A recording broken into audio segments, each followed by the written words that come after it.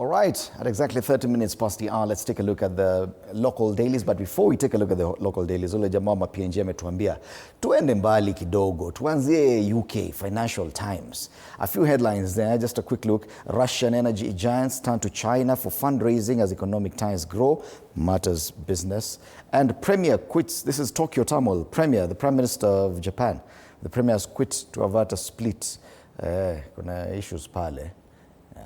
Nini ingine pale. Najaribu kuangalia hapa nini ingine inaweza kuwa financial Cohen's bid to be king of queens and protecting big tech imperils free speech is Russia. Unions are warning against diluting workers' rights legislations that train a champion. This is the Financial Times from the UK. Tumeenda mbali leo. Kama ni biashara, acha tutoke huko tukuje tuangalie biashara yetu. Tuanze na Business Daily leo. Billionaires escalate fight over SportPesa trademark. We have the physical copy here. And this newspaper says the fight for the valuable SportPesa gaming trademark has escalated to the office of the Registrar of Trademarks in a fresh suit alleging fraudulent transfer of the brand, tax evasion and forgery.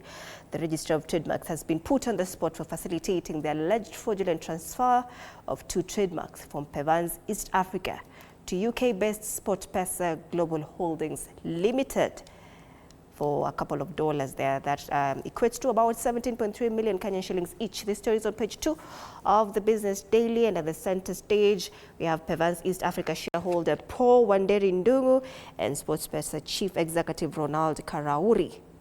They say Paul Ndungu wants brand reinstated to Pevans and registrar's approval of transfer to UK farm questioned. Other stories here, how staff shake-up triggered suspension of Kenya Re CEO, and a staff redeployment of Kenya Re has triggered a power struggle and boardroom drama that saw the board summon and suspend the reinsurer's CEO within minutes. On the ticker, Australia races ahead of Saudi, Germany in job offers for Kenyans, and Kenyans' diaspora remittances for Australia jumped by months of 2025. Cementing the Oceania country's position as the fastest rising source of the flows into Nairobi.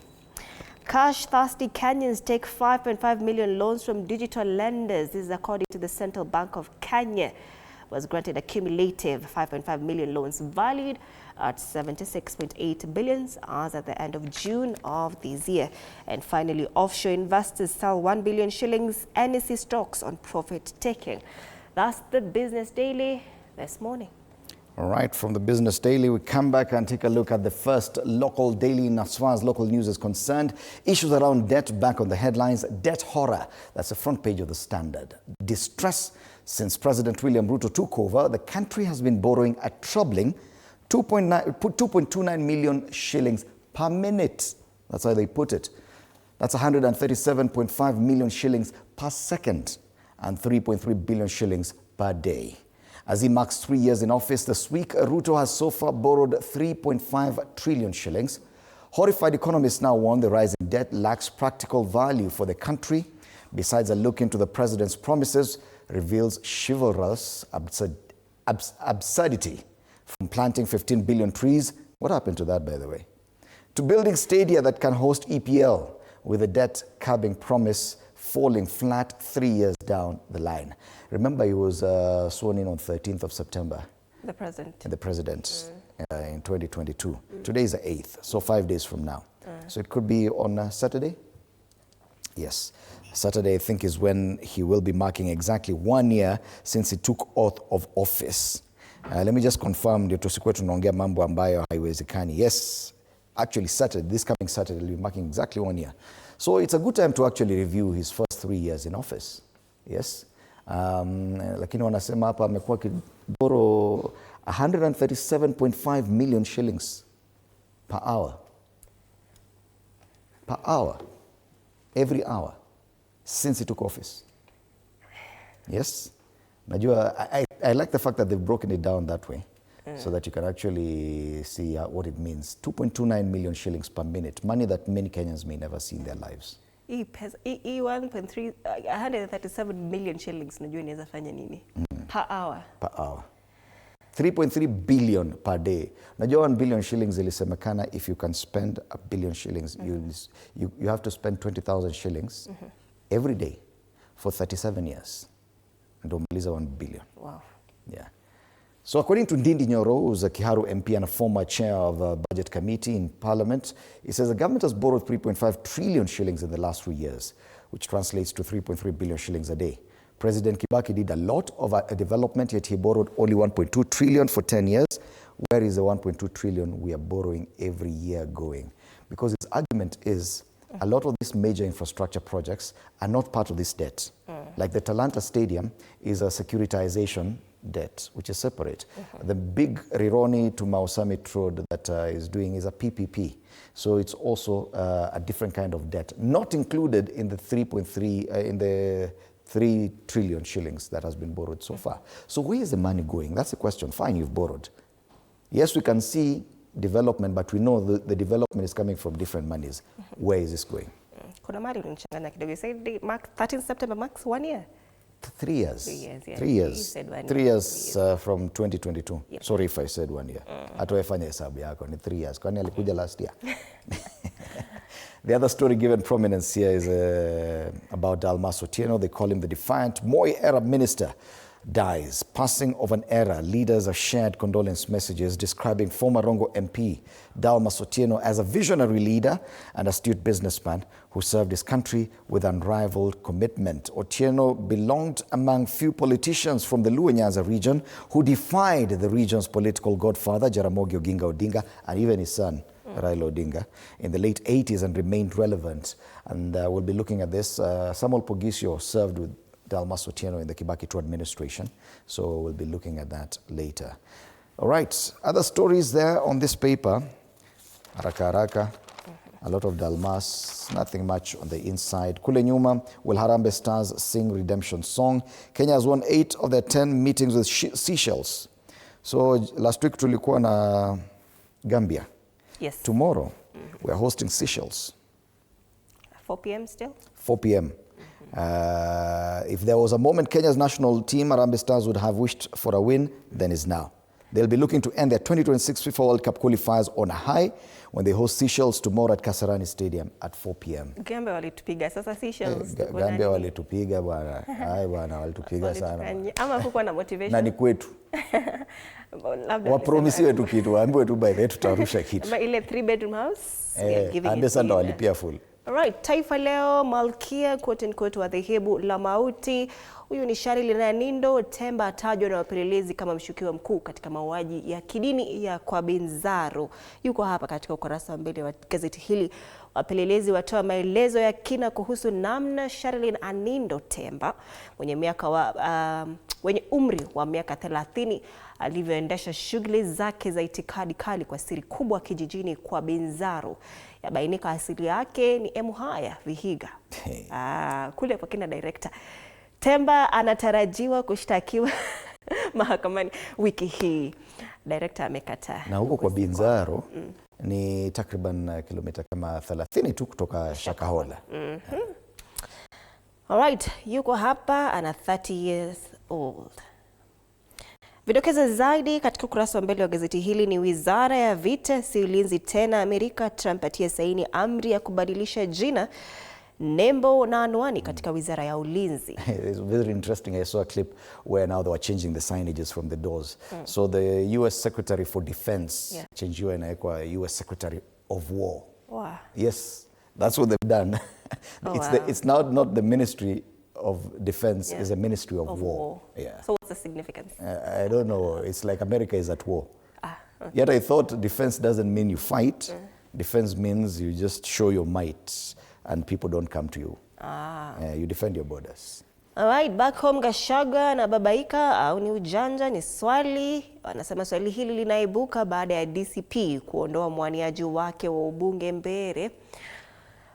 Kibarua sasa kwa Kindiki Mbere North. Nasema chama cha UDA kitategemea Kindiki kumwezesha Muthende kushinda ubunge. I think now we can already identify some of the big trouble spots or where the focus will be when the coming by election is. By the way, 17th of September this year, that's next week, that's the end of the period when the different parties will be giving IEBC their candidates. So areas like Malava in Western Kenya, that's a big war front for many parties. Mbeere North, I think, is the other one. Yes. Hata kule Kasipul ile ni kidogo, but it will determine whether ODM is still strong or not in Nyanza. But Mbeere North and Malava promises to be ile kukwaruzana. Alright, Uhuru awazie kumpokeza Matiang'i usukani Jubilee. Mkutano wa wajumbe mwezi huu kujadili mpango wa kubadilisha uongozi wa chama hicho, na vile vile habari ya Dalmas Otieno ambaye aliaga dunia hapo jana, aliaga kwa umri wa miaka 80. Taifa Leo. Kutoka Taifa Leo tuende kwa Daily Nation, habari ile priestess linked to kwa Binzaro cult. That's a big story there. Probably we start with that because we've seen it on the other paper. There was nothing unusual about this 30-year-old Charlene Nanindo Temba, apart from the steady stream of visitors to her rented house in Kaoleni village, Kilifi. Detectives now claim that behind those walls, something sinister was unfolding, and it had everything to do with the bodies being exhumed at Kwabinzaro, reviving memories of the Shakahola massacre, which curiously only happened about 30 kilometers away. But the big story there on the front page of the Daily Nation has to do with the police hiring, inside State House police hiring drama. So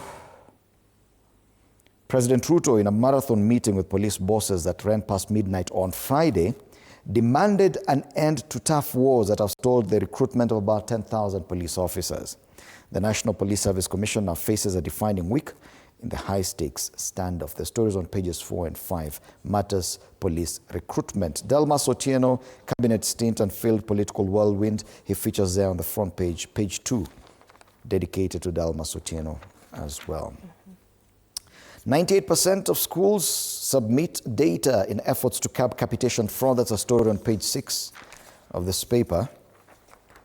Na kule nyuma kwenye gazeti hili, Matter Sports, Thunder strikes KPA twice. League champions follow up Saturday's win over KPA with 97-79 success in Game 2 played in Mombasa. That is as far as local basketball league is concerned. That's a Daily Nation. All right, the Star Kenya stares at mass job losses as AGOA expires, and over 66,000 Kenyans will be affected amid US freeze. This story is on page 4 and 5. It has been given a very extensive coverage, and they say AGOA has been a competitive edge. This is, what is it called? An analysis. Say AGOA has been a competitive edge. Without it, we risk losing a critical driver of growth, and Kenya's seat at the global manufacturing table could disappear. More than 66,000 jobs on the line as US ends AGOA pact. Duty-free access since its enactment in 2000, the act has been at the core of US economic policy and commercial engagement with Africa. Other stories here, due to the interest of time, how Jomvu MP spent night with locals at Mikindani slums. That story is on page 22. And Watchdog now raises alarm of a declining police welfare. There's a story here. Okay, it's that one. Yeah, AGOA. On the top strip, that story on Dalmas Otieno, Dalmas Giraffe, as he was known by many, who spoke policy with wit and precision. That's the Star this morning, fresh, independent and different. All right. People Daily goes with an analysis saying BAMBA faces heat over devolution U-turn. Critics accuse Raila of blowing hot and cold after moving to save Sakaja from impeachment. He's seen as one of the biggest defenders of devolution, but his actions last week left a lot to be desired. His string of meetings intended to save the Nairobi governor and trying to influence the MCAs on how they'll work, and questions abound. That story is there on page 5 of the People Daily, which now calls itself People and Politics, Smart Minds. Other stories here: betrayal, the powerful currency running Kenya's politics, and the Mandera crisis. The Mandera land crisis deepens as Jubaland forces tighten grip. So this Mandera issue has refused to go away. Yeah. But a lot of politics on the front page of the People Daily. Ukiangalia magazeti mengine, siasa imepungua kweli kweli. Yeah. That's the People Daily. All right. It is exactly 27 minutes past the hour. Let's take a look at the cartoons, and we start off with a cartoon